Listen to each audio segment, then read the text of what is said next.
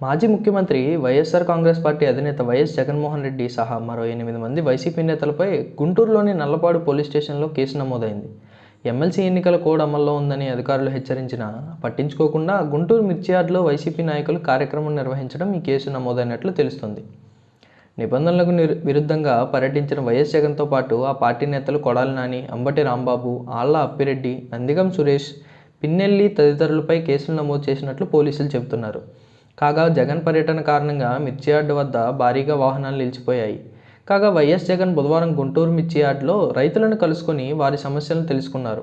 రైతుల వద్దకు వెళ్తున్న సమయంలో పోలీసులు సెక్యూరిటీ లేకపోవడంతో జనసందోహం మధ్య ఆయన రైతులను కలిశారు. అనంతరం మీడియాతో ఆయన మాట్లాడాడు. రాష్ట్రంలో ఎల్లకాలం కూటమి ప్రభుత్వం ఉండదన్నారు.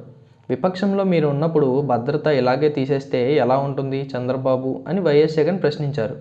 ప్రతిపక్ష నేతకు భద్రత కూడా ఇవ్వరా అని ప్రశ్నించారు. మీరు చేస్తున్నది కరెక్టేనా అని ప్రశ్నించారు. విపక్ష నేత రైతులతో మాట్లాడేందుకు వస్తే పోలీసులు భద్రత కూడా ఇవ్వరా అని జగన్ నిలదీశారు. కూటమి ప్రభుత్వం నిర్లక్ష్యంతో రైతులు చాలా కష్టాలు పడుతున్నారన్నారు జగన్. రాష్ట్రంలో ఏ ఒక్క రైతు సంతోషంగా లేడన్నారు. ఏ పంటకు గిట్టుబాటు ధర లేకుండా పోయిందన్నారు. గతంలో వైసీపీ ప్రభుత్వం రైతులకు అన్ని విధాలుగా అండగా నిలిచిందన్నారు. కూటమి పాలనలో రైతులు బతికి పరిస్థితి లేదని విమర్శించారు. మరోవైపు గుంటూరు మిర్చి యార్డులో జగన్ వ్యవహరించిన తీరుపై మంత్రులు, టీడీపీ నేతలు విమర్శలు గుప్పిస్తున్నారు.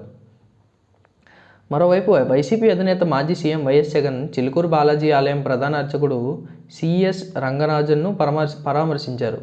రంగరాజన్కు ఫోన్ చేసి దాడి వివరాలు అడిగి తెలుసుకున్నారు. అలానే రంగరాజన్ యోగక్షేమాల గురించి ఆరా తీశారు. ధర్మ పరిరక్షణకు అంకితభావంతో సేవలందిస్తున్న రంగరాజన్ కుటుంబంపై దాడి చేయడం బాధాకరం అన్నారు. మరోవైపు ఈ ఘటనపై ఇప్పటికే సీఎం రేవంత్ రెడ్డి స్పందించారు.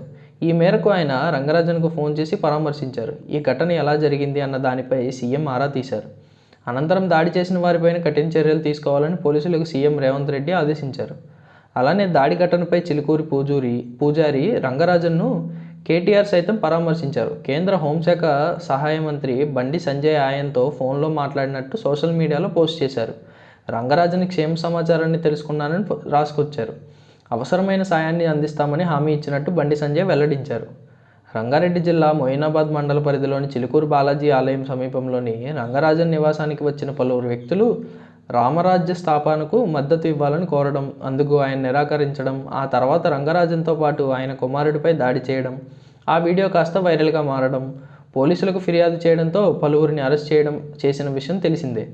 రామరాజ్య స్థాపనకు మద్దతు ఇవ్వాలని కొంతమంది వ్యక్తులు కోరారని, అందుకు రంగరాజన్ నిరాకరించడంతో తమ కుమారుని తీవ్రంగా హింసించారని ఆయన తండ్రి సౌందరరాజన్ పోలీసులకు తెలిపారు. దీంతో కేసు నమోదు చేసుకున్న పోలీసులు సీసీ కెమెరా దృశ్యాల ఆధారంగా కేసు దర్యాప్తు జరిపామని చెప్పారు. ప్రధాన నిందితుడు వీరరాఘవరెడ్డిని అరెస్టు చేసి రిమాండ్కు తరలించామని వెల్లడించారు.